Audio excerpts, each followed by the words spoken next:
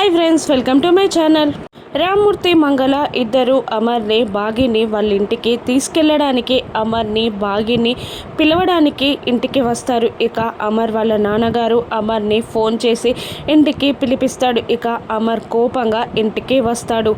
ఇక అమర్ ఇలా అడుగుతూ ఉంటాడు, ఎందుకు రమ్మన్నారు నన్ను అని అమర్ అడుగుతూ ఉండగా ఇక రామ్మూర్తి ఇలా చెప్తూ ఉంటాడు, పెళ్ళైన తర్వాత అబ్బాయిని అమ్మాయిని 3 రోజులు మా ఇంటికి తీసుకెళ్ళడం ఆచారం బాబు అని రామ్మూర్తి అంటూ ఉండగా ఇక అమర్ కోపంగా, నేను రాలేనండి, కావాలంటే మీ అమ్మాయిని మీరు తీసుకెళ్ళండి అని అనేస్తాడు రామ్మూర్తితో అమర్. ఇక రామ్మూర్తి షాక్ అవుతూ ఉంటాడు.